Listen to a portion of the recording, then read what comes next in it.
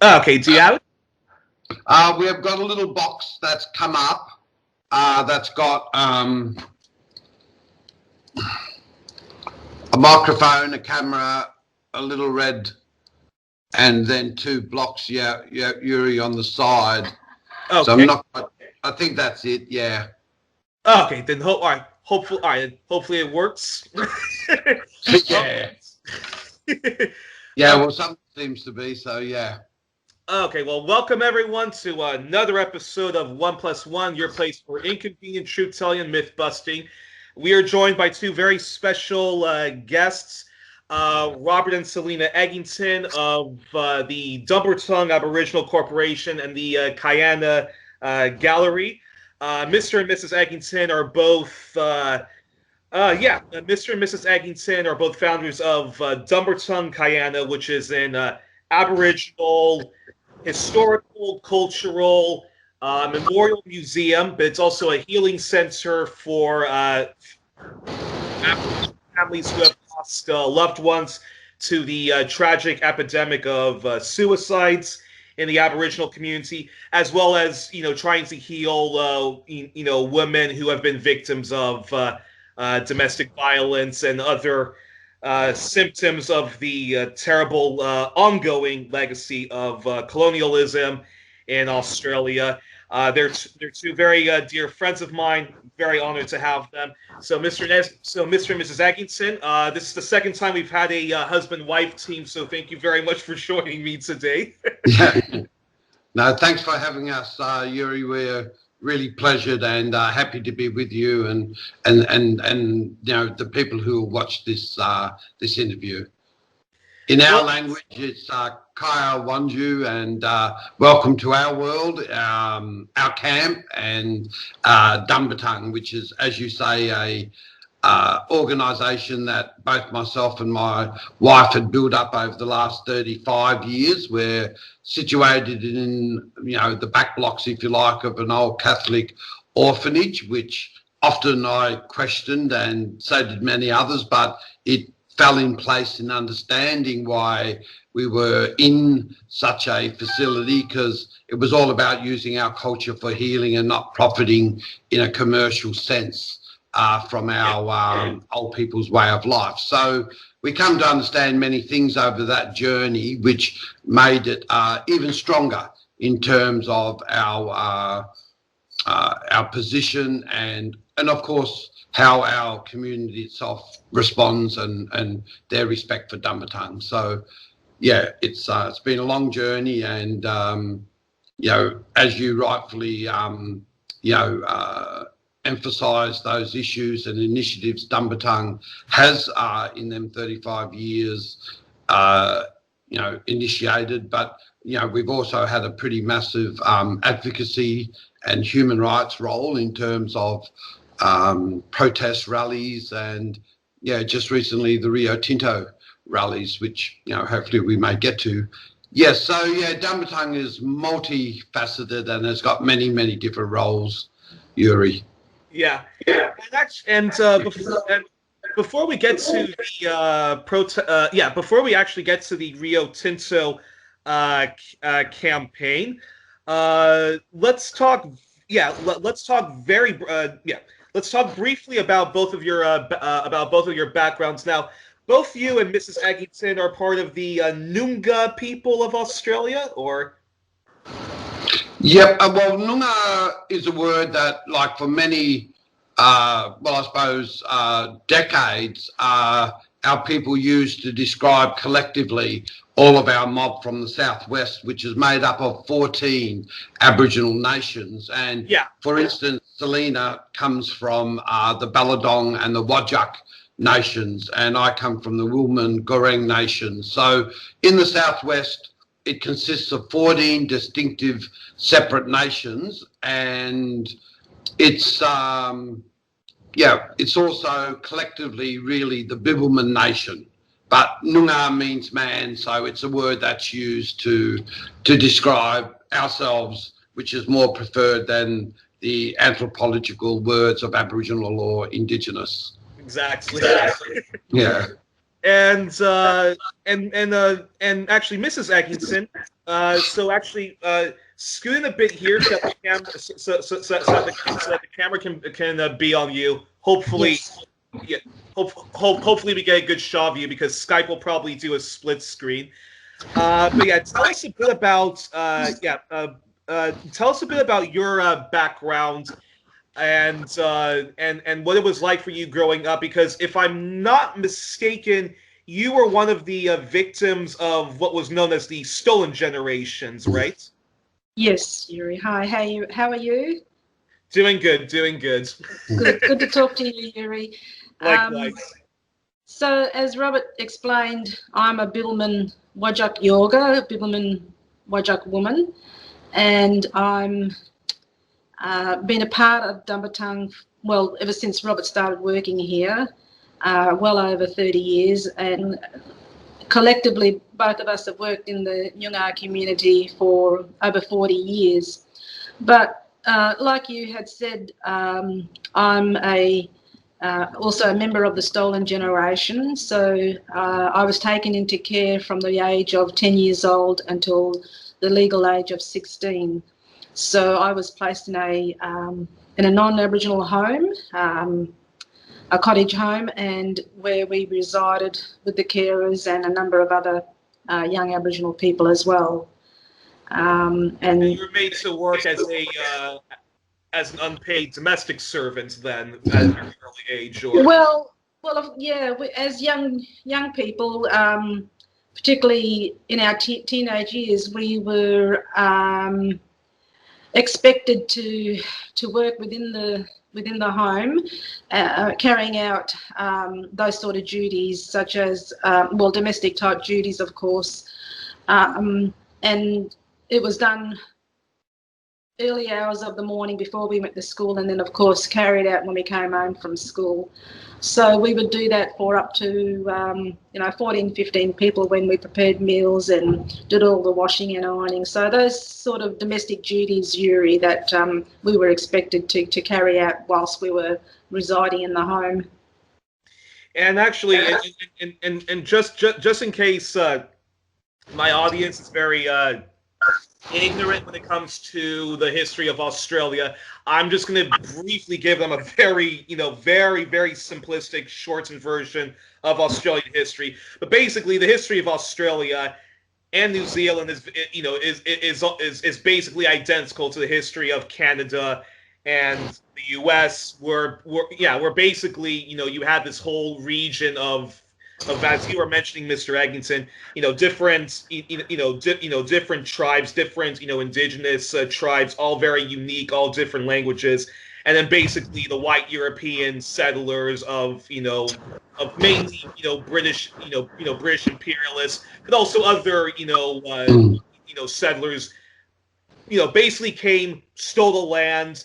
There was a heroic, resistance to the invaders, but sadly, they lost due to not having the ammunition that the British and other colonialists had.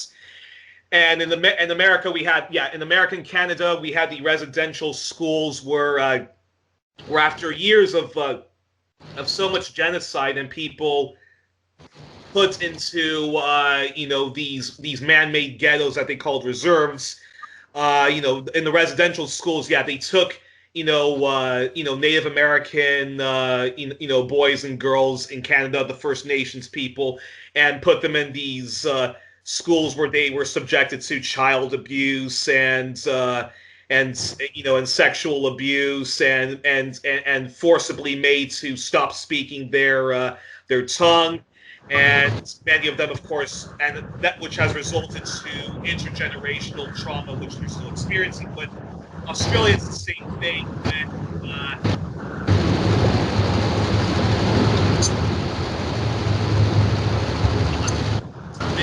Coming. Is that from Europe? Just not sure. Oh. Youri, the sound is a bit distorted. Okay. That's better. Right. Okay, I think it's fine now.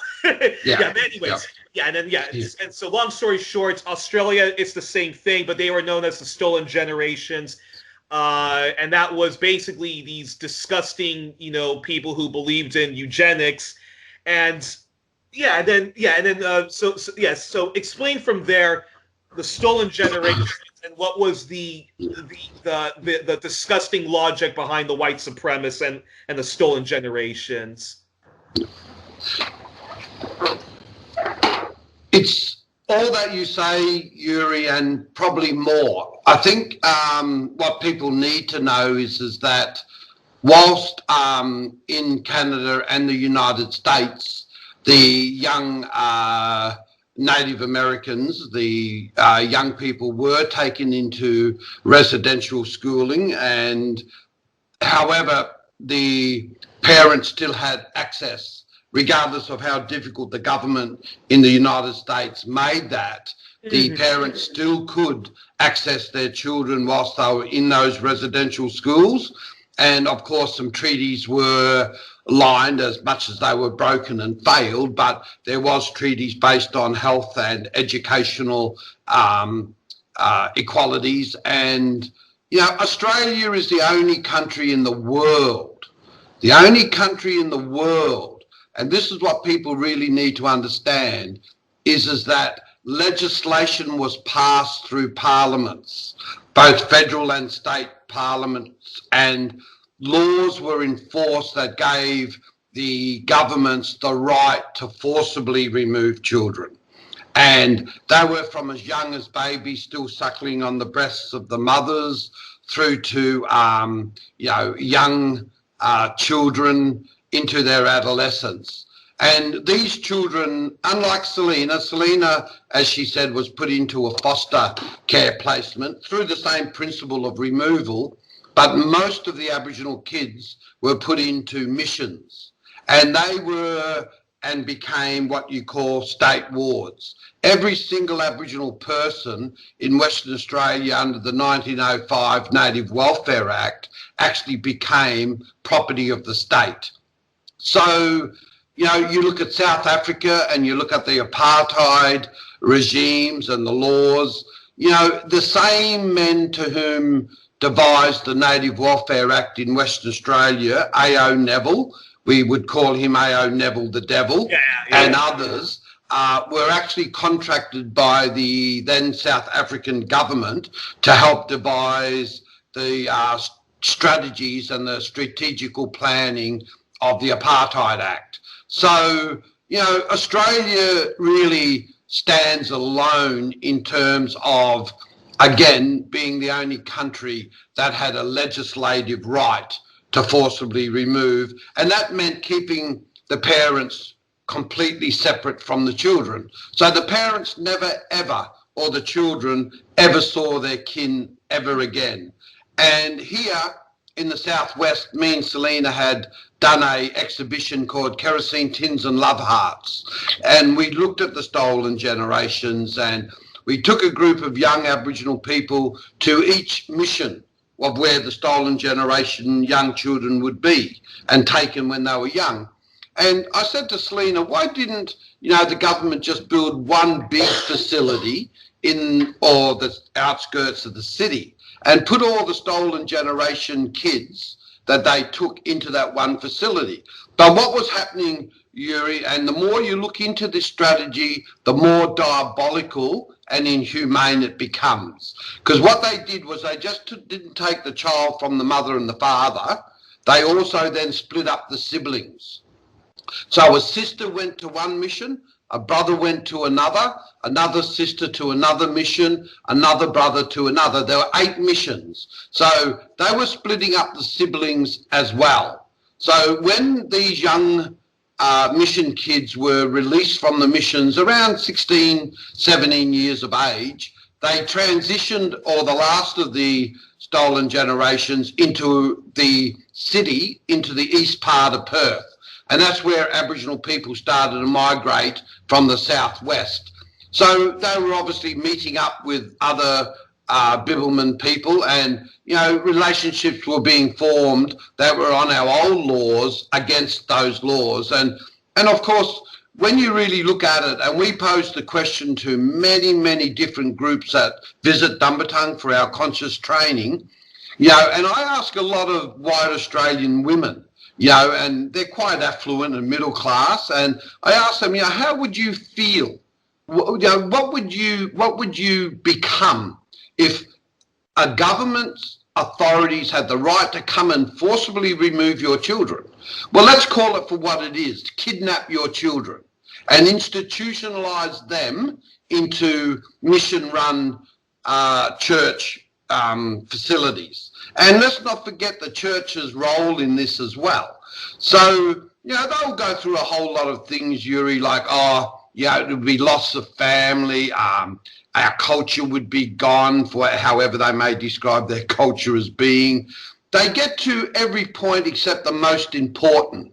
And this is what people really need to understand, is where the ingrained trauma merges from when you talk about the stolen generations. Because what they did the most heinous possible thing that an authority can do to a human being.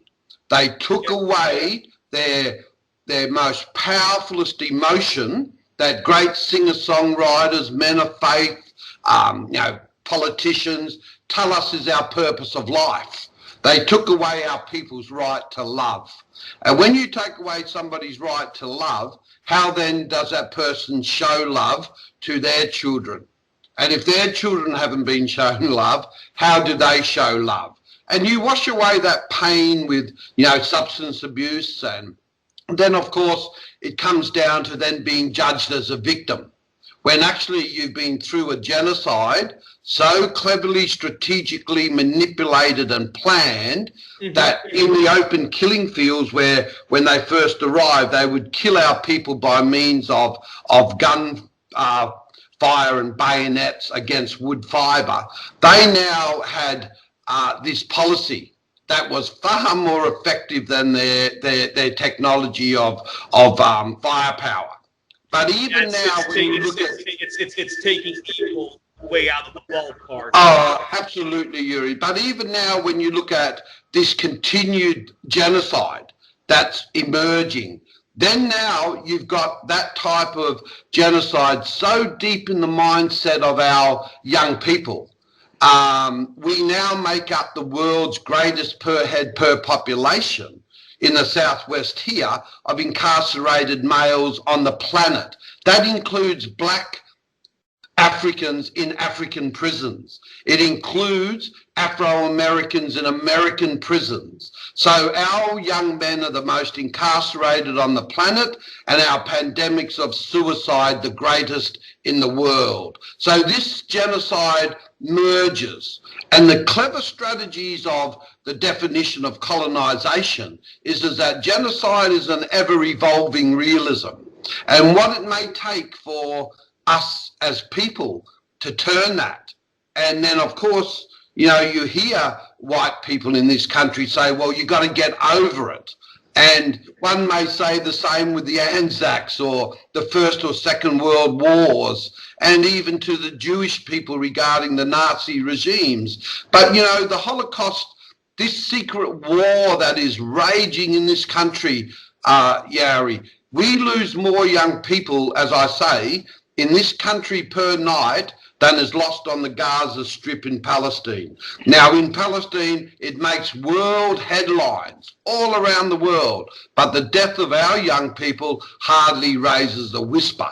And, we've got Rottnest Island just off the coast of Western Australia that was an actual British concentration camp of war, and the roundhouse where they held our old men that they were forced with shackles and chains and taken into captivity really was the first generation, if you like, of forced removal of people. They were the men that they were chained and taken to Rottnest Island. Then came these other heinous policies. So when you look at Australia and its governments, you'll see institutionalised racism in every part of the way in which Australian governments activate their policies against our people.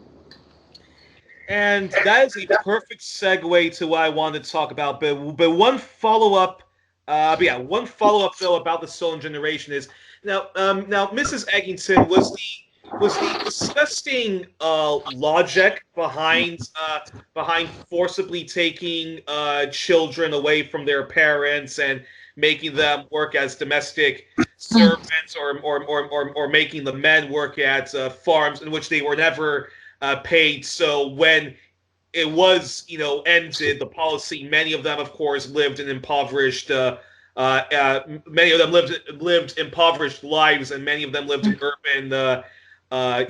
urban poverty, like Redfern in Melbourne. But so did you ever?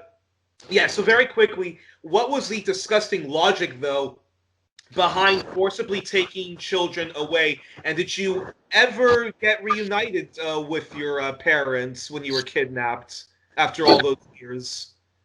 Yes, Youri. A lot of the children that were taken away were able to reunite with family, with parents. But of course, the damage was already done. There was when children returned. At times, there were no family there left where they thought they would be. A lot of the children who left the missions made their way to Perth, particularly East Perth, and tried reconnecting and tracing family from there, and then reunited with extended family. But of course, a lot of the children that reconnected back through East Perth, well, they became fringe dwellers and ended up in parks and sleeping, on the streets. Many of the children were adopted and taken overseas to Europe, and particularly Holland, the Netherlands, and a lot of them, as we say, they started to wash away their pain and their trauma through alcoholism, and a lot of them died before the age of 40. And so, that trauma and the damage was done, so much so that that's what it caused: early death and many traumas and sicknesses, Youri. And did you ever get the chance to? Sorry about that. Did you ever get the chance to reunite with your parents, or? Well, yes, certainly, and but it was very difficult, as with a lot of the families. You can never make up for and reconnect for what was once lost in all those years. So it's become a challenge, and at very times very difficult as well. And this was the government's way of basically stopping any form of continuation of Aboriginal culture, and in their twisted logic, they thought that they could breed out the blacks by basically taking well, absolutely. Yeah, absolutely, Youri. I mean, for us, we weren't allowed to talk the language. Many times we were told that our parents didn't want us. We weren't allowed to connect back to our cultural practices. We were stopped from interacting with not only our family, but the wider Aboriginal community. So we were completely disconnected from any form of culture and interaction with our own people. And going back to what you were saying about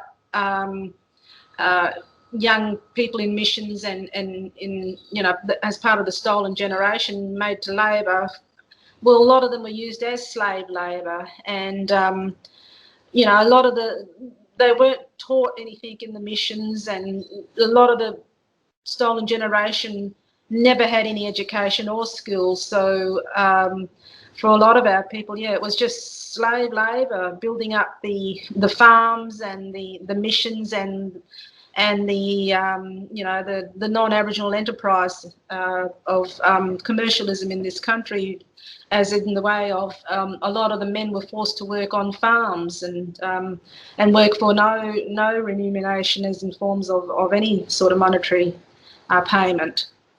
And yet Kevin Rudd, he made a very very wonderful apology to the Aboriginal communities for just the stolen generations. He never apologized for the invasion of Australia.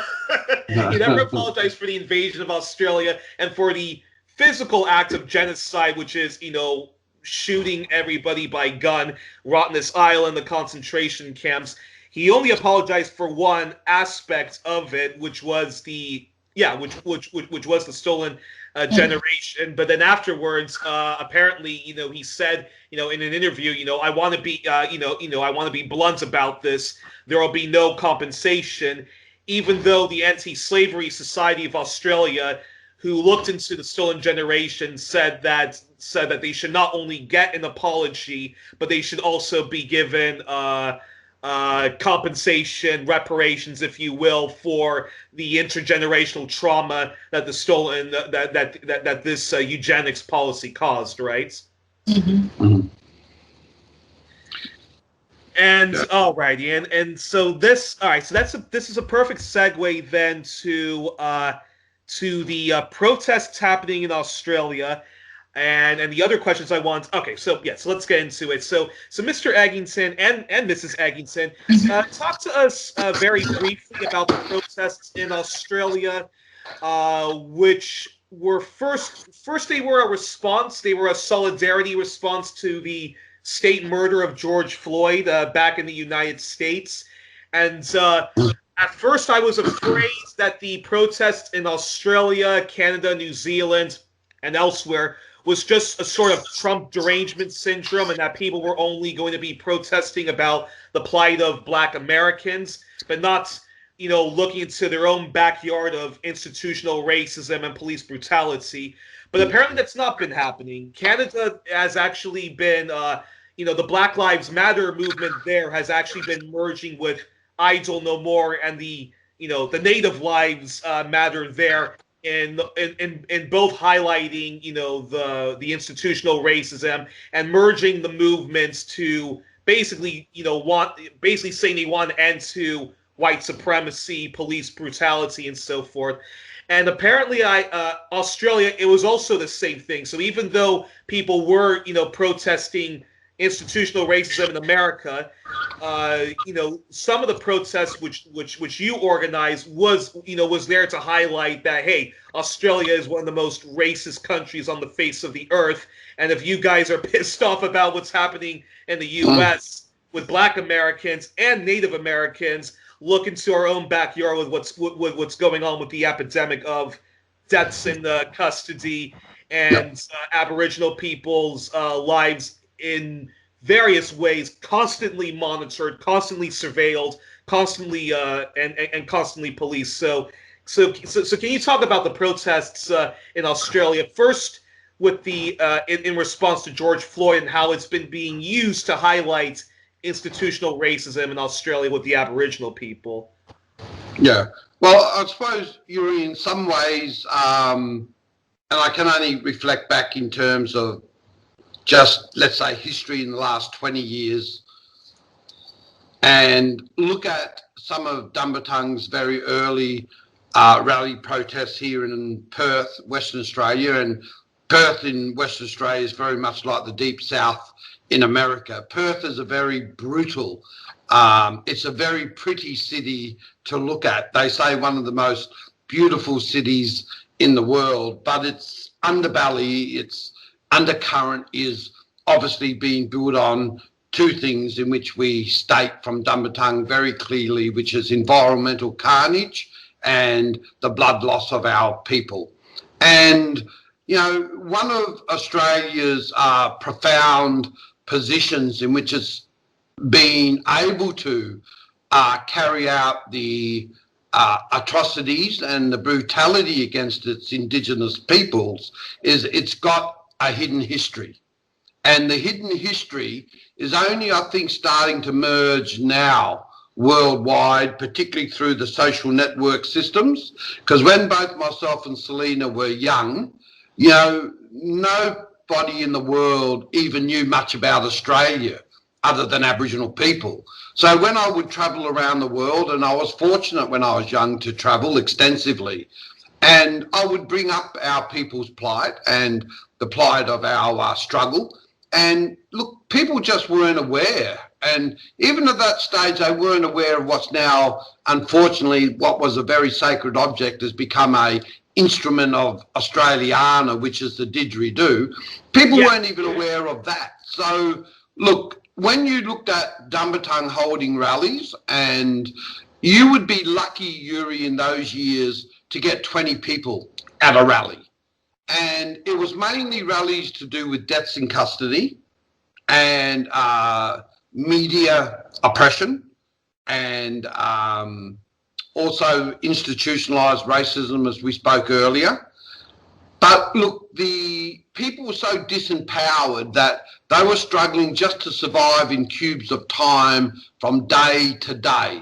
So people didn't even have the strength of empowerment to raise their voice or to stand up. So Dumbatung was that mantle in which people could have their voice heard. And, you know, we did a lot of hard work in those years, but it was always very concerning that there wasn't a big mob behind us. So as the years progressed, Australia became much more multicultural.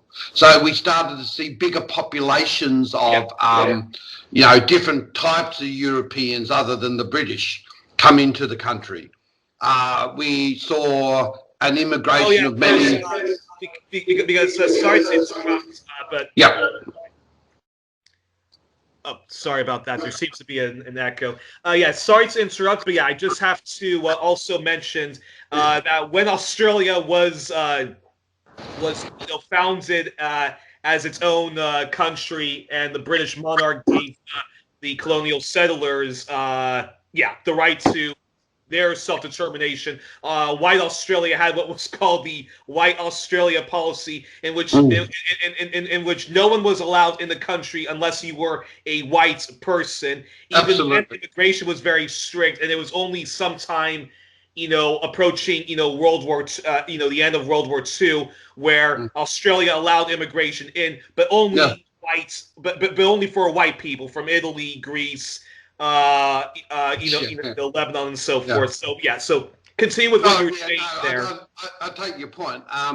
Australia was actually a form of what you might see around the world, and particularly in the United States, the toleration of white supremacist groups like the KKK or the Ku Klux Klan and Sponge, Society for the Prevention of Niggers Getting Everything, and others. The Australian government actually was equated to that very nature by policies such as you've just described. But look, until Australia became, a more progressive multicultural country like we have got a number of Africans here now, Afro-Americans, people of different, colour from around different parts of the world. When you do have a Black Lives Matter rally and it's hashtagged throughout the system, you're now getting 20,000 people at a rally in Perth. And coming off the back of Rio Tinto rally, and we were given the honour and basically said by the organisers of the Black Lives Matter rally, which was the Saturday that followed the Rio Tinto rally on the Wednesday, that this was in honour of Dumbatung and our life's work, and that they wanted us to be the first speakers, and we were. And look, Youri, I was on the stage and absolutely stunned by. We had a big turnout at Rio Tinto too, but this was massive, and it had to be under a bigger movement and hashtag, which was Black Lives Matter. And Black Lives Matter obviously is a global uprising, and I think it's, and I say it quite clearly and openly, I think that Black Lives Matter is an uprising of absolute revolutionary change. I think it is the process where black people won't just get justice for the injustices of the past, but we will take control of the manifestations of the changes of what this world will and needs to become a better place for our young people. And only black people can do that. because white people have had far too greater history and chance to do that. But their privilege of affluence is built on wealth, and wealth is built on the destruction of the environment. Young people are much clever and more astute, if you like, and more energised to make them changes. And them changes will come through the BLM hashtags, and of course others like Friends of the Earth, and there's many. And I think, and I just hope I can live just a number of years to see my grandchildren become young men. They're 14, so all I hope for is another 4 years or so. And I really do think that them changes are going to come, but they're going to come, and ultimately violence rims its spearhead, if you like. However, the changes will come in a way in which will ultimately have people realise that you cannot just keep going on creating and living in a world that just takes so much from the earth without nurturing or giving back to it. And I think that's why the Rio Tinto rallies were just so important, because we can't advance the society to the future and blow up everything so ancient and so important to human history, archaeological science, and Indigenous people to achieve minerals from lands in which they don't own and they take from. Yeah, actually, and actually, let's. But before I get into some of the other issues you raised, let's talk about the Rio Tinto campaign. So because as you mentioned, Australia often avoids scrutiny. There is not the level of attention on Australia's human rights abuses at home and abroad as there is towards the Americans and the British, the Anglo-American Empire, and what America does to black people. But there's also not that much attention what America does to Indigenous people. So before we get into why the plight of Indigenous people doesn't get the same level of attention as Black Americans or Palestinians, talk to us about about your Rio Tinto campaign. Okay, well, look, what happened was Rio Tinto, who is the second biggest conglomeration, if you like, of shareholders that drive an industrialist like Rio Tinto in the world. So it's also the biggest. It's an Australian mining company, right? Well, British. Okay. Yeah, it's owned and its headquarters are all in London. So the global chief headquarters is in London, but of course Africa and Australia is the two countries that it extracts most of its wealth from. It prepared a detonation to extract iron ore in a place called the Pilbara, which is in the midwest of Western Australia. And there was an identified sacred site that was 2 rock shelters that were in excess of 46,000 years old. So in one of those rock shelters, through archaeological science and scientific research, they found a hair pelt of human hair entwined that was 12,000 years old. They found an ancient old kangaroo bone that was sharpened, which meant it was used to sharpen implements like boomerangs, spears. That was in excess of 28,000 years old. But the second rock shelter, which was probably the most important, what the archaeological evidence found as they cut it, inch by inch and explored through it, was the remnants of fossilised imprints of 6 human beings that once sat around a fire pit. And the evidence of the fire pit was minute, very fragmented wood fibre, which had gone from charcoal to ash, that also fossilised within the cave floor. They also found the remnants of kangaroo bone. So what they actually defined was that once a group of people, 6 people, well, I would probably say a family, would have sat around inside that rock shoulder eating a kangaroo meal together. And that was archaeologically defined to be 46,000 years ago. Now, you've got to have in your mind how to comprehend historically what 46,000 years actually means, when you've got Christianity only at 2,000 years. The Last Supper, thereabouts, close to that same. The pyramids of Giza, I think, are only, very much earlier. The Mahan temples in South America, when ISIS blew up the Buddhist statues in Afghanistan, you could probably equate the loss of these two sites in the Western world to those types of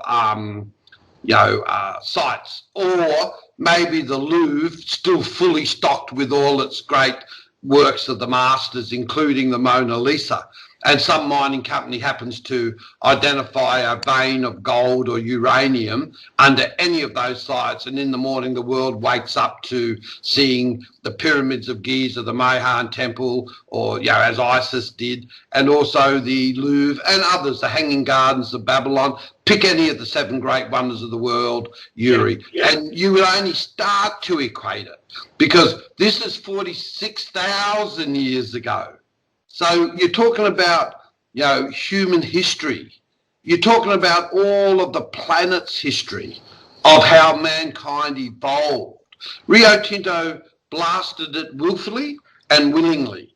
And they knew that even though they had Section 18 of the Heritage Act to some degree on side, they also knew that these caves were of a sacred nature. So Dumbatung commenced a massive rally, which led to, on the eve of the world's Indigenous Peoples Day, which is the 9th of August, which is a United Nations declared day of celebration of Aboriginal people caring for environment, Dumbatung asserted the political strategies for them to turn off their huge, massive skylight neon sign that night. And then one of our other major stipulations was for the immediate termination of the CEO in Perth, which was Chris Salisbury, who gave the go-ahead of the detonation, and the global chief, Jean-Jacques in London.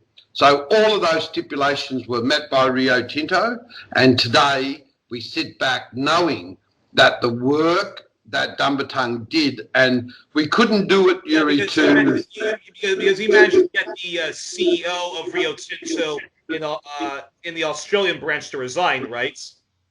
Yeah, absolutely. Yeah, it was all based on lies and what they call mistakes, and breakdown of communication with the custodial owners and the elders. But it wasn't. There were documentaries made on it.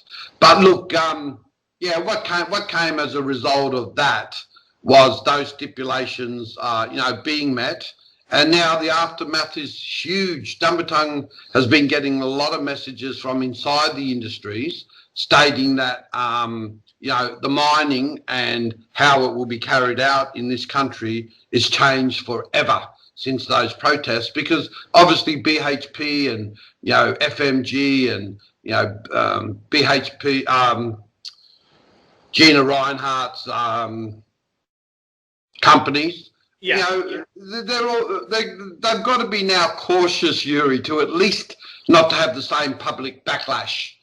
And these companies are very cautious of their public perceptions, because even though they're the industrialists, what feeds the engine of these great and massive industries that take the earth and shift the minerals, they're all driven by having to put fuel in their engines. And the ones who put the fuel in the engines, in this case, have got just as much blood on their hands, are their shareholders. And Dumbatung was clever enough to strategically negotiate with their major shareholders, which was BlackRock. It's an English-based company, but I spoke to their senior executives in Singapore, China Aluminium, and the Council of Superannuation Industries in Australia. And by using the shareholders, which is, again, they put in the stocks, they reap the profits. They didn't want this sort of blood on their hands. So, of course, from their pressure and the pressure then of Dumbatung, 3 of their major executives, which included the global chief, the CEO of Perth, Chris Salisbury, and the head of public relations, a woman, they were all terminated, and the light went off on the eve of the world's Indigenous Peoples Day. So we did have outcomes. It was probably the least that Rio Tinto could do, but it was the best that we could have expected, if you know what I mean. Wow, that is incredible, and that leads to that leads to a question I did want to ask and a follow up to what you're saying, which is Rio Tinto really felt the wrath of the Indigenous community, which is something that these big corporations rarely ever experienced. And you were mentioning how the plight of Indigenous Australians and how when you would travel the world sometimes to get people involved in the anti-colonial struggle, which are still involved in Perth and the rest of the country, but you mentioned that there's no global outcry and much people power movements rallying against Australian racism or even the plight of Indigenous people compared to the former apartheid South Africa, the civil rights struggles that Martin Luther King Jr. and Malcolm X were leading for Black Americans, and Palestine.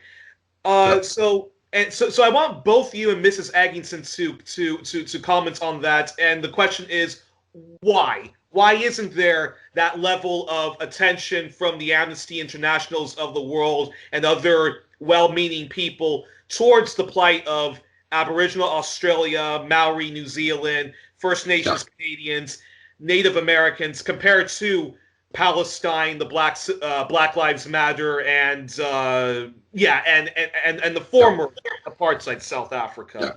Well, I'll start that, Youri, and then Selina can comment on her own thoughts. But look, a number of years ago, following when Dumbatung appeared in John Pilger's film Utopia, we were invited to Geneva, and we landed in Geneva. We were on a speaking tour to a lot of private colleges, and all of the students were basically the children of people who worked in the United Nations, the World Health Organization, Save the Children, Red Cross, and all the other international bodies that are set up to alleviate poverty and oppression in this world.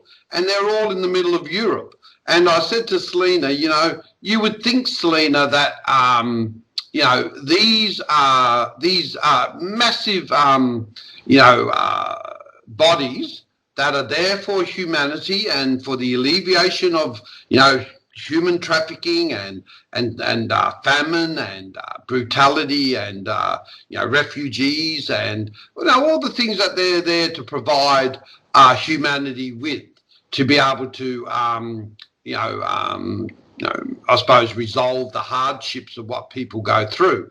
I said to her, why aren't they in places like Africa, Australia and South America? What are they doing in the middle of Europe, where they obviously are in massive, huge, big buildings?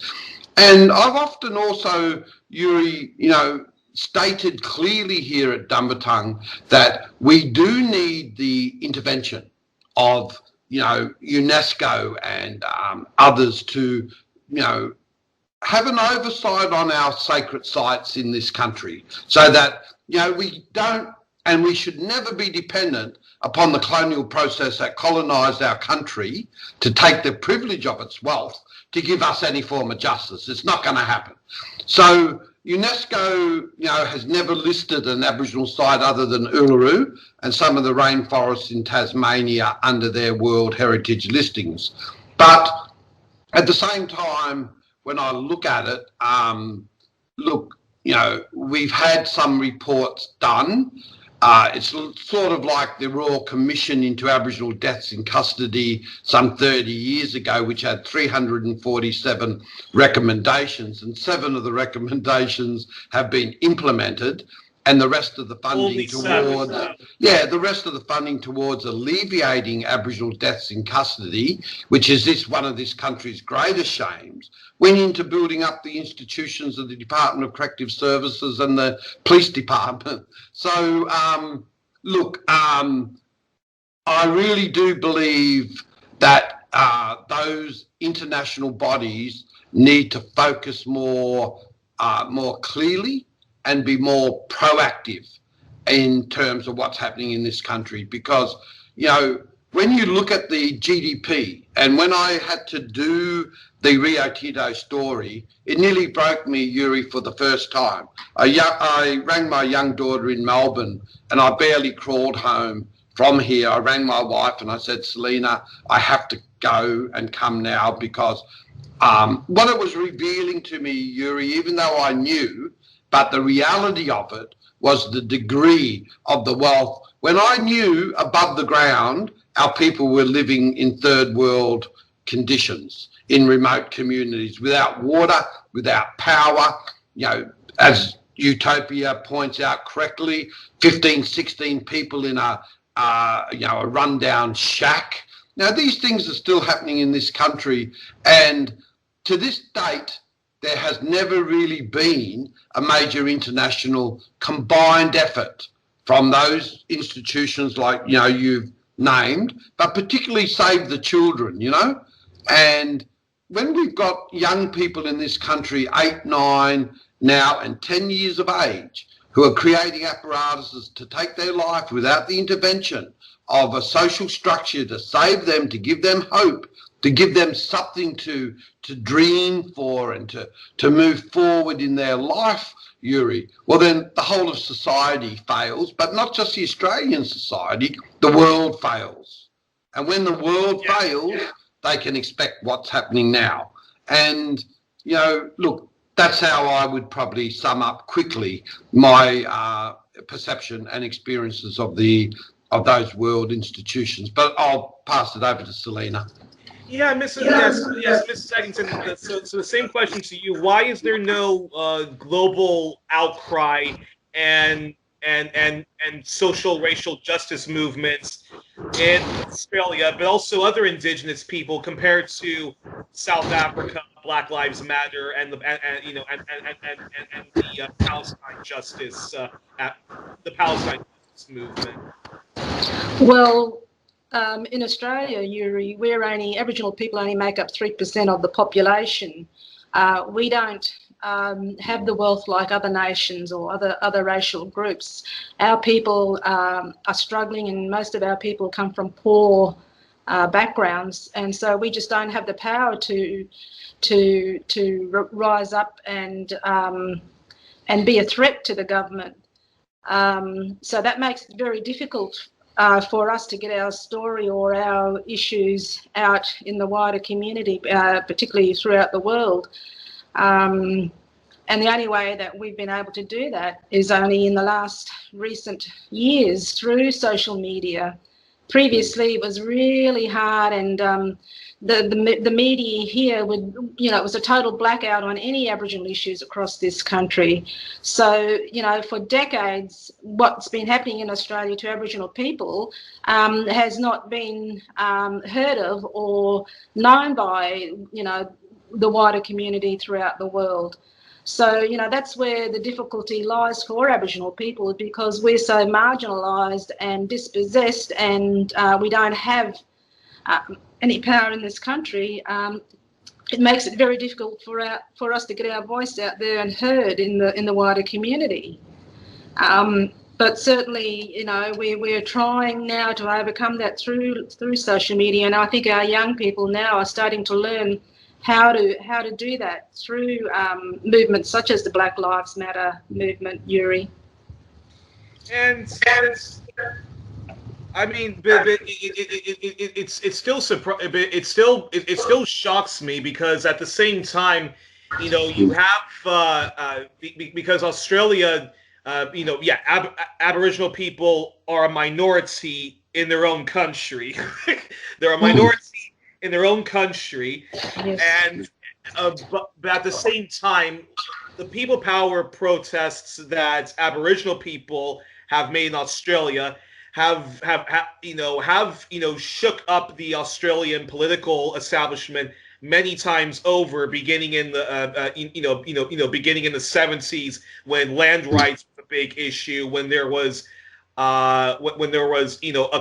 had your own Black Panther party. And even though Aboriginal issues are widely ignored, widely distorted, it still is an issue which all of the major parties, Labour and the Liberal Party, have to be confronted with. Compared to the U.S., where lots of focus is on the Black civil rights issues, and Black Lives Matter there, but not so much the Native American movements there, and the quest for justice there. I hate to call it the American Indian movement, but it's known as the American Indian movement. And any reflections on that? Yeah, well, I think, Youri, that, and I've been privileged to be able to meet some of the founding members of the American Indian movement when I was only very young. I've also met members of the IRA movement from Ireland as well, and also the King of the Khoisan people in South Africa, the Ainu leaders in Hokkaido in Japan, and also some of the Aztec leaders in South America. So I've been privy to and being humble in terms of meeting with a lot of prominent world's oppressed peoples, leaders, and their leadership. And I've spoken to them about these questions that you're posing a number of times. And I think Selina hits on some very important points. However, when you look at the United Nations and you look at some of the bigger NGOs like the Red Cross, and you look at Save the Children and UNESCO, and then you realise and understand where the funding and the monetary values are coming to uphold those institutions and those causes are basically from very affluent and privileged, wealthy Western world countries. So, you've got now America threatening the World Health Organization. If it doesn't basically support Trump in what he's saying, they're going to withdraw their funding, which means the World Health Organization all of a sudden has a massive split in what it can and can't do because of the funding that it would lose. And this has always been a threat, I think, to the world, is the financial economics. And I think economics is the real threat of the issues in which we're talking about, which is the basis of democracy and capitalism. And until those values of capitalism, which to me, and particularly nationalism, is fought, and we somehow become stronger as people. And I think this is where young people are pushing this change, is that through the change I believe is coming, all of these controlling factors and the different flags of the world that represent different nations and statues, as we see what's happening with them now, they will melt away. And the changes will come through an angry young tune. And through that, I think there is the first possibility of cracking this darkness and chaos and the world becoming a better place. Because, look, I don't really think you can put much faith nor expectation on an institution that is governed by the very nature of the oppression of the system you're fighting against. And that's why they're based in Europe. They're protected in Europe. So you're sort of of the opinion that the system, the capitalist system, which is where white supremacy and imperialism comes from, it can't be reformed. You actually have to vanquish the entire system. Look, absolutely, Youri. And I think there's many visions, and there's many ways in which we as people can see the hypocrisy of the control of the masters of this world through what's happening to formulate a strong position on that reality. Because you've now got space exploration, you know, obviously leaving a planet that's on fire, literally through climate change and the uprising, to the moon that they've already colonized as a launch pad now to Mars, declaring there is some form of life on Venus, which means if there is, there's capability of human life existing and thriving on Venus. So they're already on their way out. There won't be any black people on the rockets that they send out. However, why would you expend such massive amounts of wealth when in Africa there are young little children laying on riverbanks that can't even get a fresh grain of rice nor clean water and are dying at a rate of their infant mortality, along with Aboriginal infant mortality, that should be the major emphasis of how the money and the wealth of this earth should be spent on as a priority. But it's not. And I think there's so many subject matters that we can look at, and especially this continued popularity, if you like, and this continued justifying through the right-wing conservative media of people like Rupert Murdoch, who control Sky News and Foxtel, that people such as, and I will call them the leaders of the country of murder, theft and bloodshed, like Scott Morrison and Donald Trump, get so much emphasis. You know, they need their men in place so that this can continue until there's nothing left for Youri. And what we'll find at the end, if I can say, is one big hole that they've dug so great that will become the gravesite for all of humanity. And they'll look around for us, we'll be gone, but they will also be on their way out. And, you know, it's an old Indigenous theory I'll share. I've never shared with nobody ever, Youri.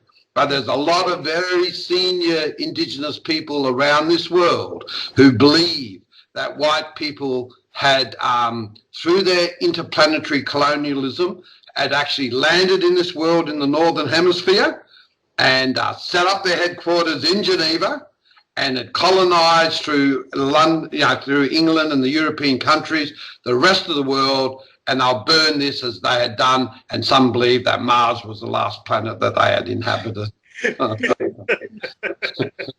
Well, it has to be said, Youri. Well, I have to ask. I have to ask this question, which is now in the U.S., even though the plight of Native Americans, Native Hawaiians, and Native Alaskans doesn't get the attention it deserves, like the plight of Black Americans. I mean, when I was growing up, though, in the U.S., I was growing up in California. It was so horrific learning about the genocide and the ongoing injustice of Native Americans that my teachers actually lied about how whole tribes of people got wiped out because of smallpox. She said it was just because they were in contact with with white settlers and didn't know that they had smallpox. It was when I did my own research that actually it was worse than that. They purposely infected Native Americans with smallpox. And the question, So the question I wanted to ask is that being said, there are many Americans who are very much aware of the plight of Native Americans. I think they just don't want to confront it because it completely then demolishes, the foundation that all men are created equal and that justice is served eventually. I mean, it would basically destroy the whole, American exceptionalism and American innocence. And there are movies, like 12 Years a Slave, about the real history of of America. But in Australia, you actually have, just like in Japan and Turkey, a huge genocide denialism industry, where a film like Rabbit Proof Friends about the stolen generations. I mean, that's very well received internationally, but in Australia, you have right-wing commentators saying that there was no stolen generation, there was no genocide of Aboriginal people. So, can you talk about about genocide denialism in Australia and what was known in the 80s as the history wars? Yeah, you can come up.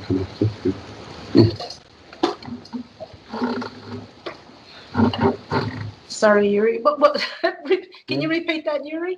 Yeah. Can you talk about how in Australia there's this genocide denialism towards the real history of colonialism, racism, and genocide in Australia, and there was what was called the history wars, where you had all these right-wing commentators basically say that there was no genocide, no stolen generations, and so forth.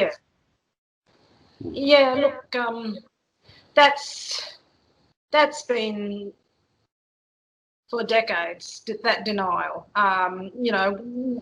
There was never ever any history taught in the schools.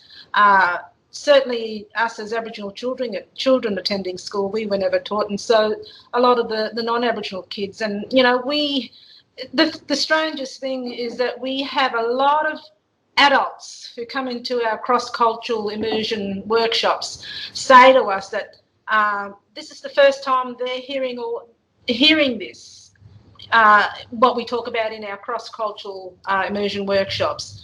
They were never ever told of the stolen generation and children being removed. They were never told of the policies. And so it's quite astounding to hear, these adults in their, 40s, 50s, and even 60s say that this is the first time they're hearing this, and it's a complete shock to them, and so much so that a lot of them are just they're in tears, Youri. They're in tears and expressing this deep, profound heartache and sadness that they're hearing these stories. And it can be, for us, it's quite shocking and confronting that, this is something that we've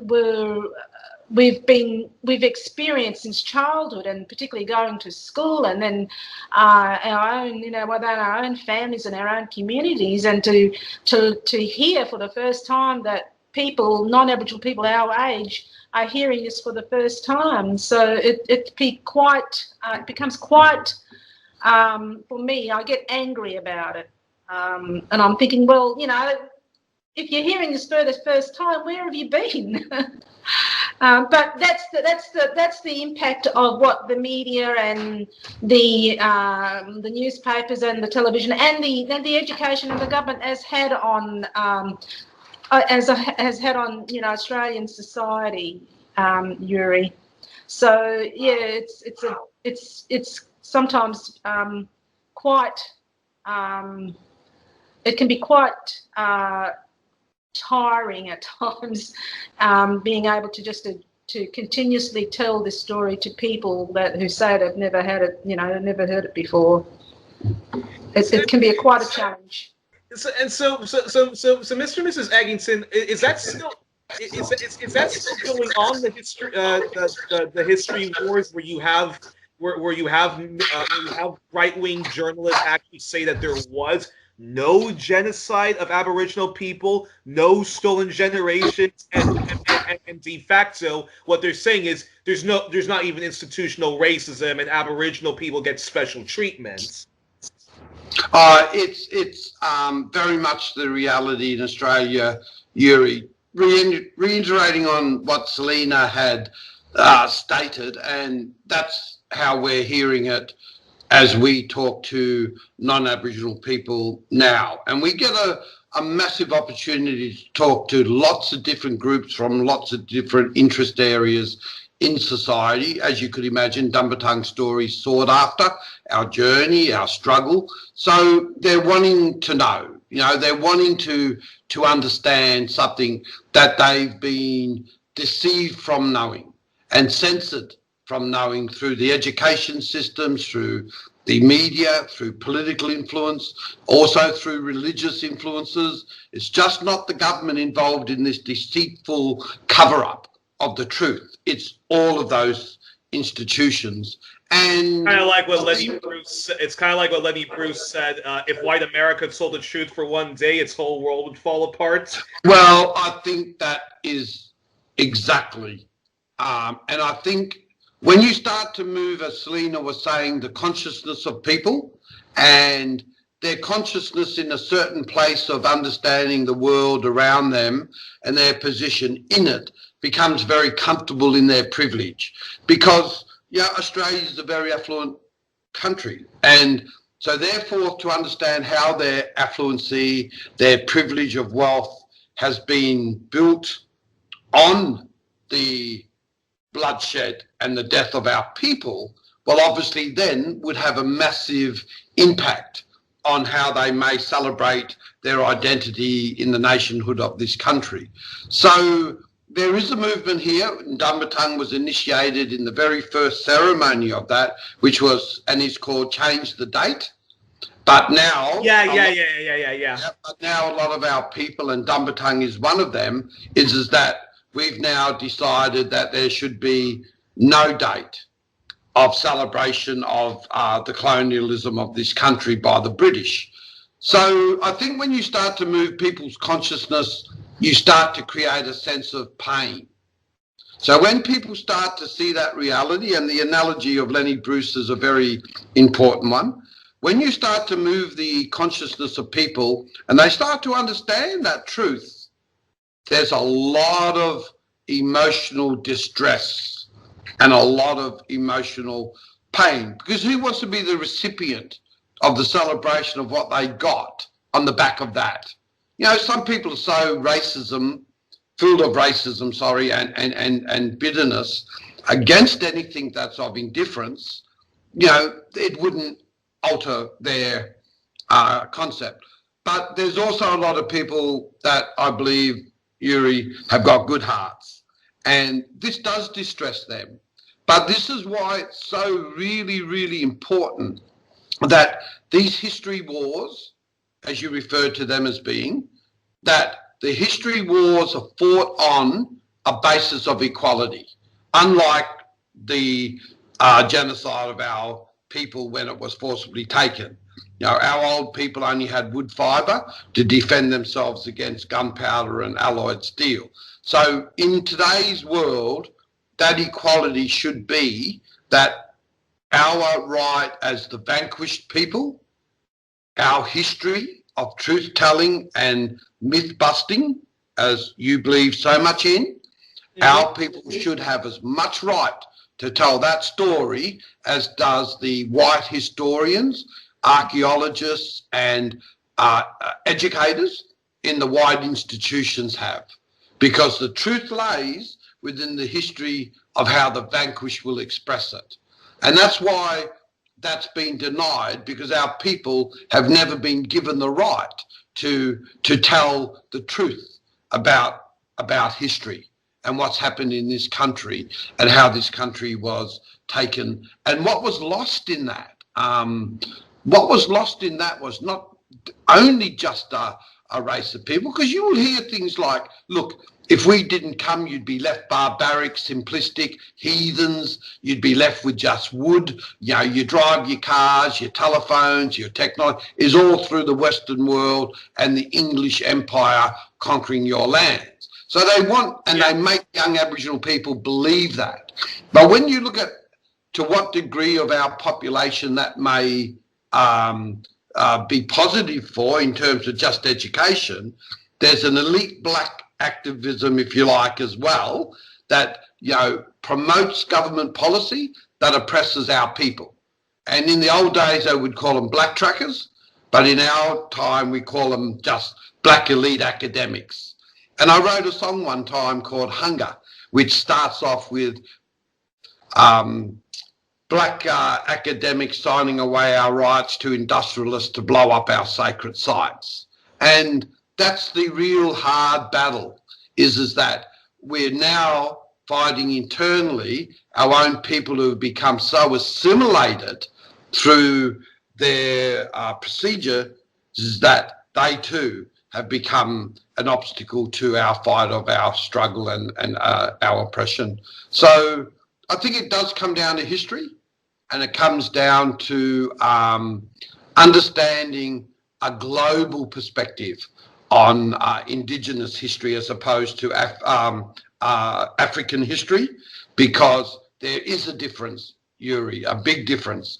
And when you spoke earlier about smallpox and diseases that wiped out some of the South American, or you made mention of the Northern American tribal people, in actual fact, I wrote a secondary song called Massacre Grounds, and I wrote about one fallen Spanish soldier under Torres, whose body was riddled with smallpox and killed 30,000 Aztecs from one fallen body of a soldier riddled with smallpox from the Spanish militaries. And that type of warfare, biological warfare, started off in handkerchiefs that were given to Indigenous people that was ridden with smallpox, poisoning of water holes with strychnine. So the poisoning of our people through introduced sicknesses such as venereal disease. I think it's really important for people to understand, before the white man came to the shores of our country, we never ever knew what drunkenness was, domestic violence. We never knew of child sexual abuse. We never knew of prostitution, and we never knew of war, and we never knew of famine. And we never ever lived outside of our totemic spiritual existence of where one single animal life in this country ever became extinct. And, the Western world can learn from Indigenous cultures how to live without war, how to ensure that we all live with the right amounts of food and water that we need. They can learn how to look after all other species of life. But the way it's going now, it's going into a nearly an apocalypse of destructiveness. That a lot of people where existence as we know it is going to end because of this rapacious capitalist system. Yeah, and there is other ways of living on this earth, because Indigenous people are an incredible, not just examples, I don't want to use that word, neither are we lab rats, but it's our values, and it's the way that we live in connection with the earth. And I think I conclude Utopia with it's a quite a profound statement, is that white Australia in this country only knows about the cities, the establishments and the institutions it builds here. It doesn't know about the ancient stories and the laws of this land. And, it needs to have some understanding, because they're being birthed here. They're walking on our lands of the most ancient landmass on the face of the earth. That is the oldest ceremonial grounds. And, as I'll flick back just momentarily for people to understand, how can you then not stand up when a 46,000-year-old site that gives evidence to that is blown up by the likes of Rio Tinto? We must stand up as Indigenous people until there is no one left to stand up. But we must stand up and never give up, because once we give up, well then, of course, we lose. And we've got little time left really to fail, Youri. We have to make these changes within a generation. Because if we don't make them within a generation, my greatest threat, in which now I'm in my 60s and I've worked my whole life in this struggle for our human rights as Aboriginal people, is that I dare to say that in some school playground somewhere in this country, in generations to come, someone might say, along the line, oh, that was about them Bibbulmun or Noongar people. And the other young person will say, well, who was that? And we can never afford for that to ever happen. And if anyone's ever seen Utopia and has ever if anyone has ever seen Utopia or has seen the trailer to John Pilger's fantastic documentary about Aboriginal resistance, and it was I think like his 8th or 5th film he did about Aboriginal affairs. You said a very powerful statement, part of your speech, Wangi Mi Bardip, which is, I've experienced dark sarcasm and racism from my childhood through my adult years. I don't believe in nationalism.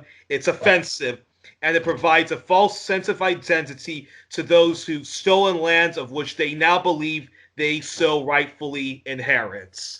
Yeah. Which I think is the best arguments to smash back against Western imperialism and all this phony Australian Kiwi Canadian American innocence and exceptionalism, right? Yeah, I wrote that presentation in probably the most darkest part of my life. In the early mornings, I tried my best to get out of presenting that presentation by trying to elude the people who were coordinating it to other leaders here in Perth, but they wouldn't have it. I was very much deeply in grief at the time, and I spoke to my wife, and Selina said, "Look, Rob, you'll never have another chance to talk to a auditorium full of mining magnates and AFL officials." That's our football codes here. And then she said, "Well, if you decide to do it, I'll stand by your side all the way." And on that, yes, on that, I agree. They do say that behind every great man there is a woman. And Mrs. Eggington, I have noticed that in Robert's wonderful, anytime Robert gives, his very wonderful speeches in which John Pilger says uncompromisingly, listen to him because he speaks uncompromisingly to a white audience and to the Aboriginal misleadership class. And I have noticed that, like, you're always standing by his, standing behind him. Yeah. Always, Youri. Well, actually, how much more time do I have with you two before you both have other appointments to get to?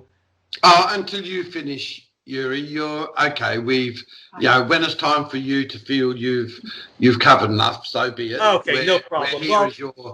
We're here as your guests today. Right. And as I said, it's been a long time waiting, and it's really our pleasure to be here with you. So I have three last questions then to ask, which is reflecting on that statement. I don't believe in nationalism. It's offensive. Because it provides a false sense of identity to those who've stolen land of which they now believe they so rightfully inherit. Then this is a very controversial question. Could you make that case then towards the Israelis and ultra Zionists, who believe that they have the right to colonize Palestine, and Palestinians should go to another predominantly Middle Eastern culture, and Israel should just be, a land for strictly only, Jewish people? I think the realism of that comment can be reflective of any peoples on this planet to whom rightfully inherit their land through an ancestral bloodline that goes back to their links to where they've merged as human beings. And you could draw, Youri, the conclusion. When I did write those lines, of course, it wasn't all that long after the bombing of the World Trade Center, And in Australia here, every single car had the Australian flag, and they couldn't get them big enough to put on their vehicles. And, you know, the whole cities were just covered with the Australian flag. And, of course, their clothing. And, you know, we do show some images when we make that comment on our presentation. And, look, when you look at the flag of Australia, it's the Union Jack. And the Union Jack is placed in the dominant position within the star structure of the Seven Sisters, as we call it. And some of our most ancient spiritual stories merge from the stars, and the Seven Sisters is so important to us as Aboriginal, as Indigenous people, in terms of our linkage with the land and all that surrounds that. So nationalism, not only in the sense of patriotism, but their symbolics of nationalism are also offensive. But when you take land and you steal the land and you have got no formal, you know, even through war, a defeated people enter to a treaty in order to, you know, be able to survive in lands that others have conquered. They usually at least have the right of a treaty. Here in this country, there is no treaties. So, you know, when they inherit the land and how they've got it, then they pass it on to their next generations.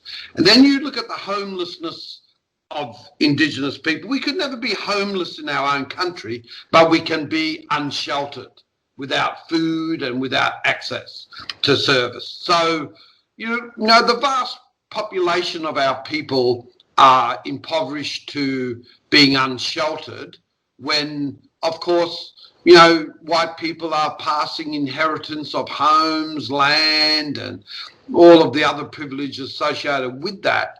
And, you know, the injustices in which that create has to be of a nature of, you know, not just distressing, but,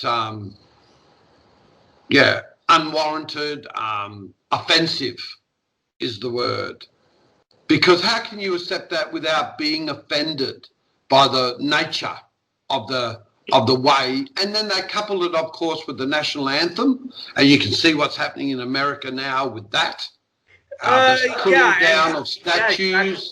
So it's like an erasion of culture. And I think the culture of this country in terms of the Western, and they don't really even have a culture. It's we have amongst ourselves the saying, the only culture white Australia has got is Holden cars and meat pies.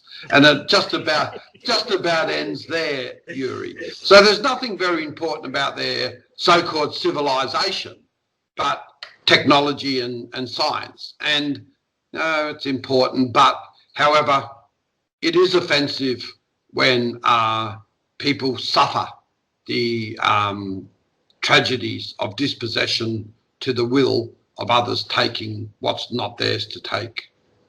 And you once said I don't recognize the Australian flag. It's a butcher's apron. Yeah. And I think both of you and your wife saw a past episode of 1+1 where I had Chris Marsden of the Socialist Equality Party, a fantastic Marxist revolutionary socialist party, and he was talking to me about about British nationalism, which exists amongst what he calls the pseudo left in Britain, those who supported those who supported Brexit, which was a very xenophobic campaign, which they repackaged as a socialist campaign. And he said, that what me and my party are trying to do is trying to rally people behind internationalism and not behind the flag, not behind the butcher's apron, and so what are both of your reflections on that? That someone like that recognizes that the Union Jack, because he wasn't even referring to the New Zealand or Australian flag, he was referring to his own flag, the Union Jack, as the butchers as the butchers say for it.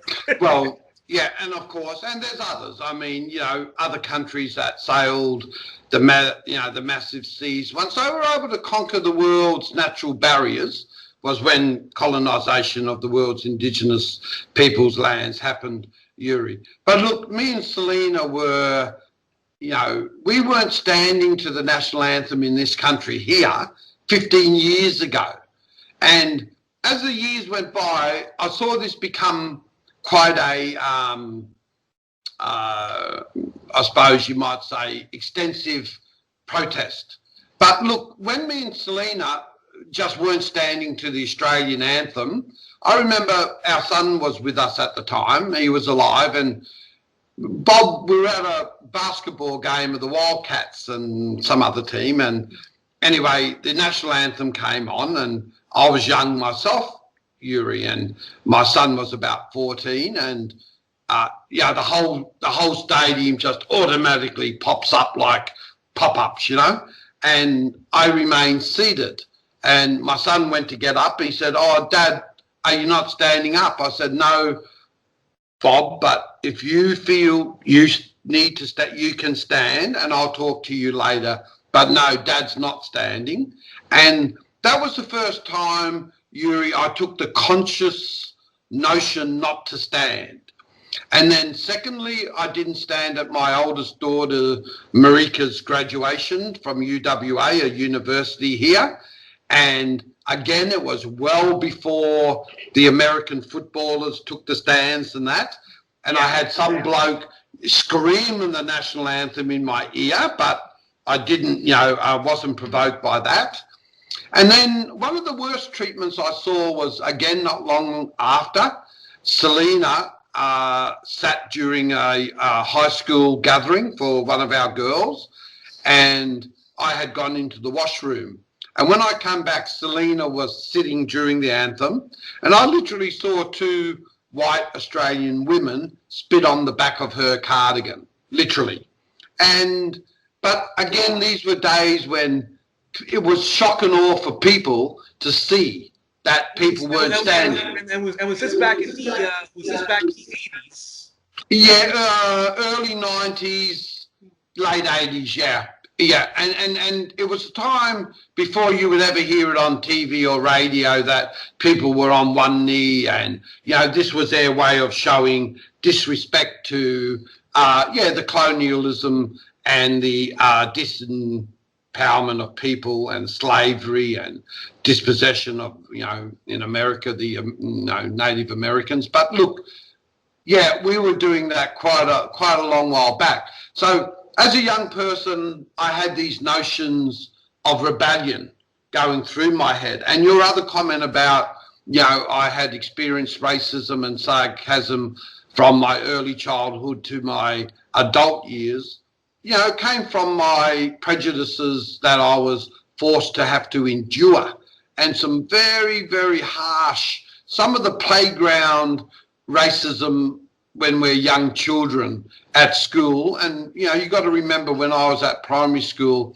Australia was still very much Anglo-Saxon. So there wasn't even an Italian or a Greek child at the school, Youri. So, yeah, they waited for me every morning, and I became like a human rubbish dump.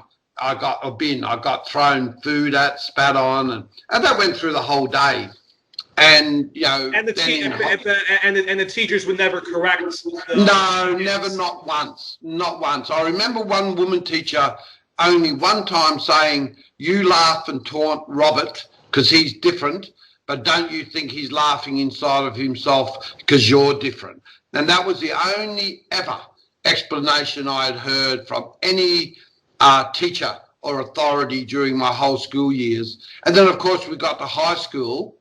And then that turned into physical confrontations. And it was only because my brother Dennis was such a great street fighter and fighter, he took out the pug of the high school.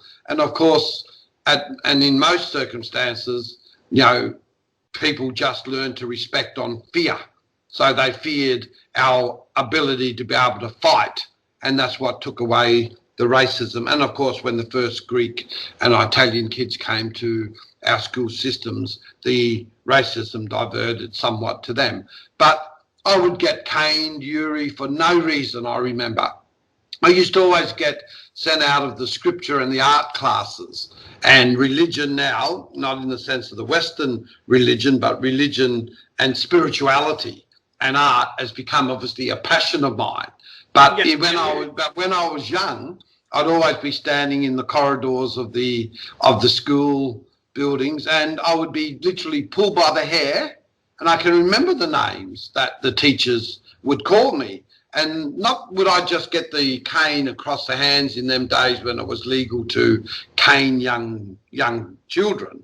I'd cop welts on my legs and all of that until such times as my mother had to go up to the school and deal with that type of corporal punishment that I was receiving. Wow. And did you experience the same? Did you experience also very traumatic state racism like that towards you?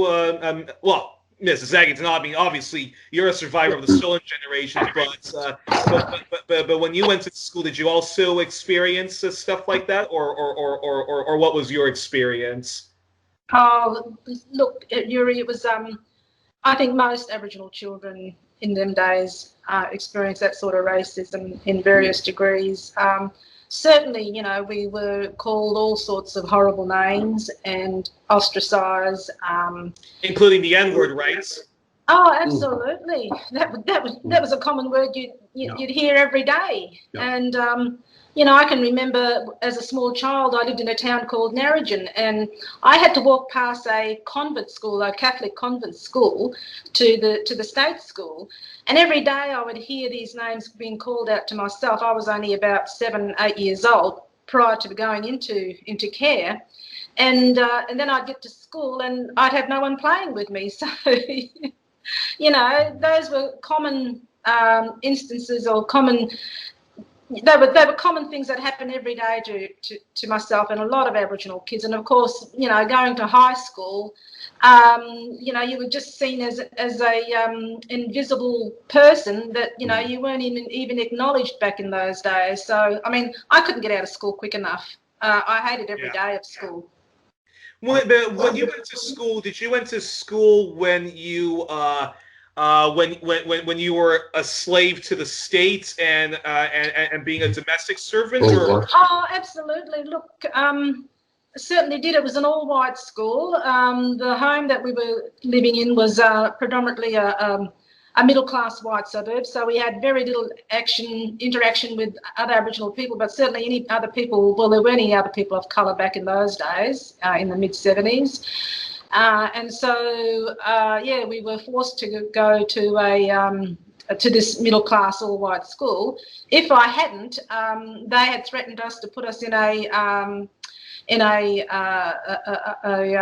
boarding school or well, it was an institution back in those days for wayward kids, and that's what we were threatened. So, you know, we had no choice but to do as we were told and go to these schools and go through the motion. What would have happened if you went to those boarding schools? Well, those boarding schools were places like, well, they weren't actually boarding schools; they were just institutions, really. Mental institutions. Yeah, and they were They were institutions where things were really, really extreme. Military. Oh, wow. Military style, yeah, military extreme. That makes my stomach turn. Wow, that's unbelievable. But then, wow.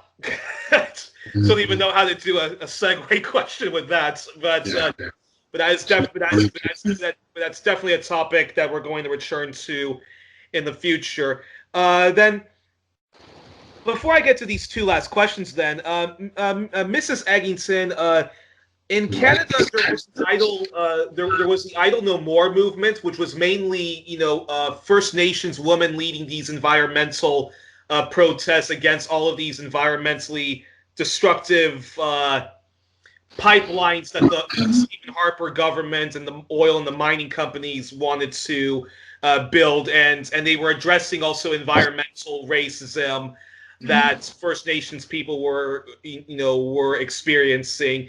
And I wanted and I wanted to so I wanted to ask you because I mentioned that in Canada the First Nations civil rights organizations and the Black Lives Matter movement are starting to merge there to speak out against police brutality and just in general everybody experiencing white supremacy in Canada. Is there something similar like that brewing in Australia with a lot of the Aboriginal women's groups that you're involved in, or? Well, as a matter of fact, the Black Lives Matter movement was commenced by, or indeed organised by, a group of not only Aboriginal women but young African women and other women of colour. So they came together and organised these rallies throughout the year. So I guess in some ways that's a movement in itself. But Aboriginal women have been meeting together for decades and trying to work through and deal with issues that we are challenged with constantly, Youri. And we had a meeting here a few months ago in regard to a lot of Aboriginal women, older Aboriginal women that came into Dumbatung who are concerned now for what's happening to our young people. And, they're really deep concern with how young people, where their lives are going, the future for our young people, but more importantly, what the future holds for us as Aboriginal people and our culture. So, and there will be coming up this weekend, there is a camp that's being organised where several Aboriginal women will come together, and I guess they will talk about these issues. So, we do have our movements, but they're more grassroots movements, Youri. And thank God they are more grassroots. I just wish that they got more global attention and people were joining those kind of organizations and visited your institutions as opposed to all of these wealthy NGOs, many of them involved in humongous scandals. And then so the last two questions I wanted to ask then is Sorry. Yeah. So the last two questions I wanted to ask is not even really a question, but Mr. Eggington, some reflections on Johnny Cash, who was one of the only country folk rock singers that actually highlighted the plight of Native Americans, and I know that Dumbatung Kyana was honored to have him as a guest. So, any reflections on his legacy, and again, why aren't more artists like himself addressing the plight of Indigenous people, or Marlon Brando? Why aren't more Hollywood actors, using the privilege and the platform to speak out against Indigenous issues? Sure. Well, I think what was interesting, Youri, not long ago, to see Neil Young wearing a Aboriginal flag on his T-shirt with Crazy Horse, doing one of their major American tour concerts. So that was Neil Young's statement. Johnny Cash was an incredible connection with Dumbatung, and my old mother was alive at the time, and Selina's father, and we're talking quite a number of years ago now, and he visited out here with Chris Christopherson and his wife June Carter, and I remember the night of his concert in Perth, he made mention of what he had learnt that day at Dumbatung and the gratitude of being welcomed into our organisation, if you like, or our camp. And his wife also spoke. He's also been out to Kalgoorlie, which is a very oppressed part of our state due to gold mining and what's happened to the great Wongai nations. And, you know, Johnny Cash, I saw him not long ago on Foxtel, I think, or sorry, YouTube, out with the North American Indigenous peoples and Canadian. So I think Johnny Cash obviously has done in terms of connecting and I suppose giving of himself more than promoting it worldwide. He had been in connection with, and I think that's really important. And I think also, you know, we've had a number of celebrities, if you like, that have come to Dumbatung over the years. Bob Dylan was here 3 times in his times he had visited Perth, and some of the things he done for us was pretty incredible in terms of reciprocating his welcome to Dumbatung. He'd put 7 chairs on his stage, and we actually sat on his stage with him while he performed at the Superdome in Perth. So when the curtains drew and all them white people in the audience saw 7 black fellas sitting next to their idol, a hero, boy, did I see some jaws drop. So that was a massive statement that he made without even saying a word. And that which is typical Dylan, which is typical Bob Dylan. Yeah, and we got to know him quite well because we met up with him a number of times. And then there was the Dalai Lama, and we also we know of the English punk band at the time, Prodigy. Yes, I've not got into Prodigy like Underworld, Green Velvet, but I am familiar with them. Yeah, although Marika did, and Marika loved the Prodigy and Keith Flint, so I arranged that. And you know, Youri, they were nothing short of great men to our young people, and in particular to Marika. It was a night of her lifetime. So you know, the connection between them and our young people sparked something very special. And of course, as we know, rest in peace, he took his life not long ago at a reasonably older age. And John Pilger, of course, and others. But you know, I suppose it still remains the most important people to whom walk through these doors, Youri. And Dumbatung is the only organisation that is known left in Perth that has got what we call an open door policy. You probably can't quite see it, but the front door is just there. And once that door is opened, we're right here at the table. So people don't have a foyer that they have to sit in. There's no security. There's no intercom. And at times, you know, we do go out in the forefront of our struggle to where it's become, and I had a call the other day from a couple of very close associates in New South Wales who said, Rob, you better be a bit careful about your own safety, because what you've done regarding Rio Tinto, there's a dangerous process, because you've taken on a major industrialist who's got the backing of every criminal organisation in the world, because that's where all the money is, Youri. But as I've said, nobody can hurt me nor take from me anything more than they have done.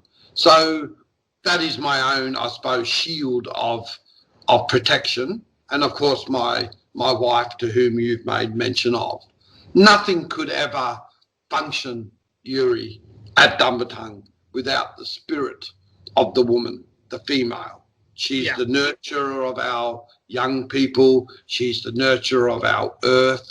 She's the keeper of our sites.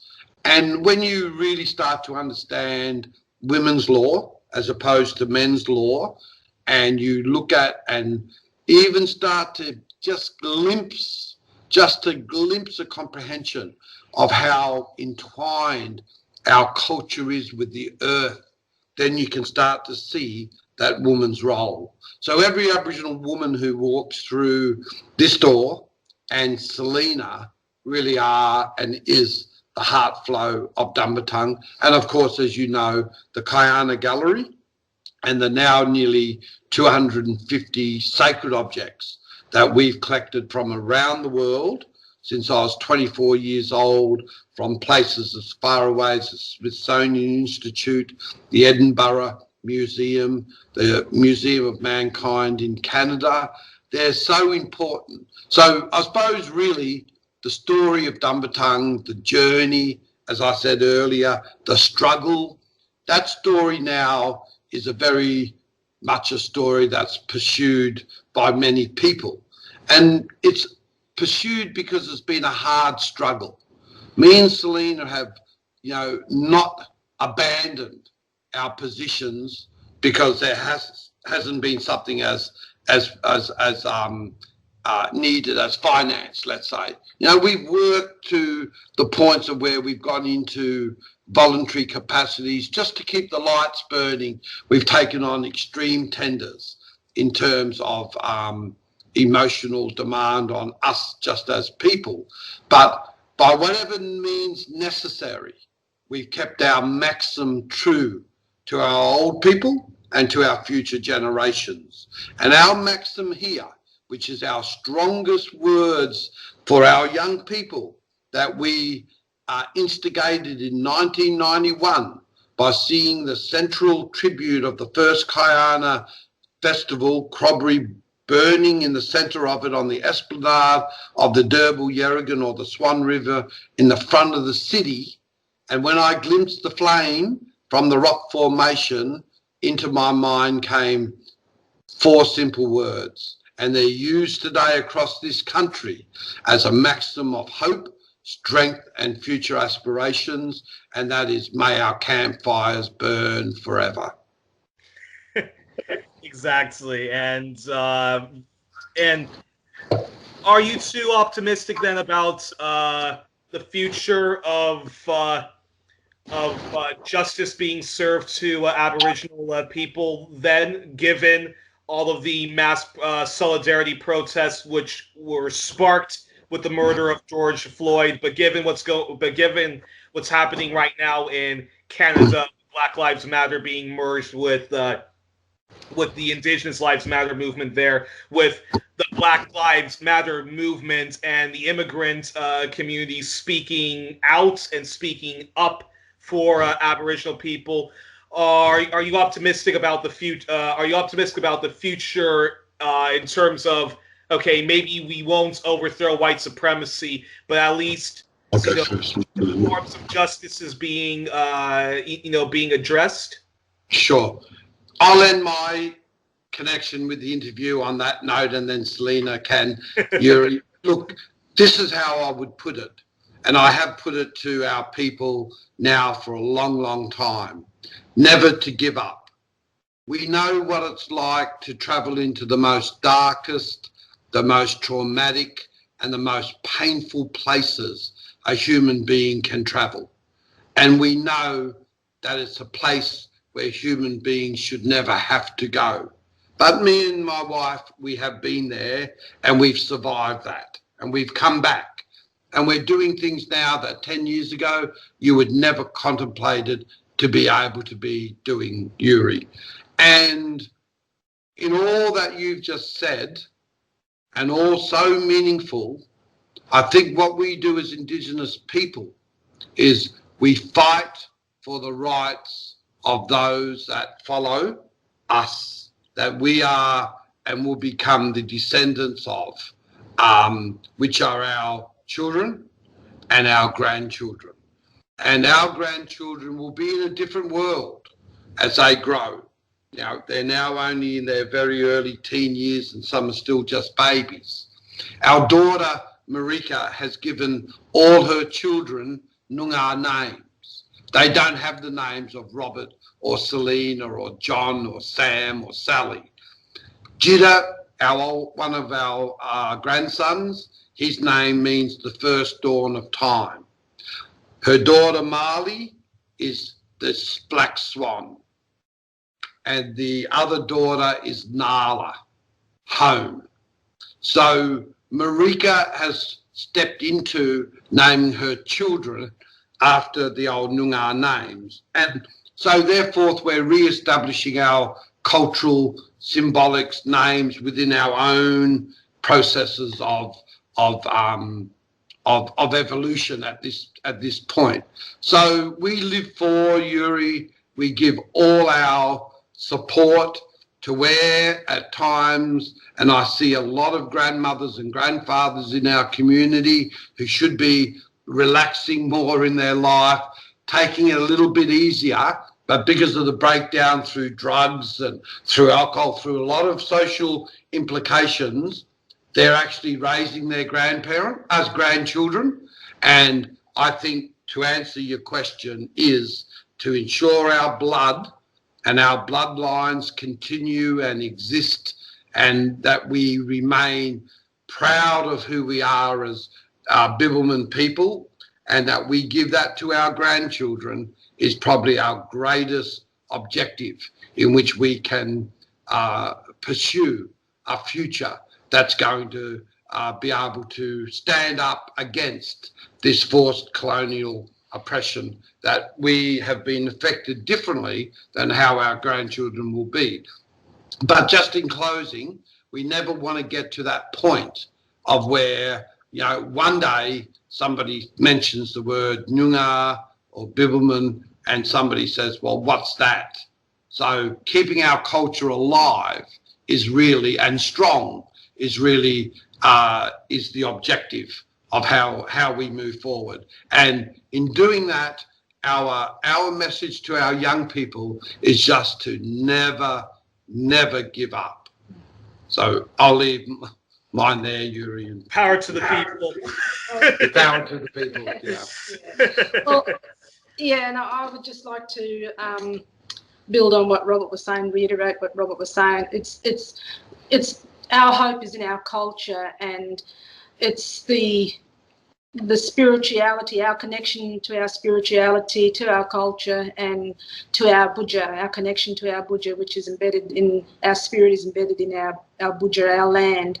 So that's the hope we give our young people, always to believe in our culture, to build their strength and their strength of identity upon our culture, and build on that deep spiritual connection we have to our budja, to our land. And that's what our hope is, Youri.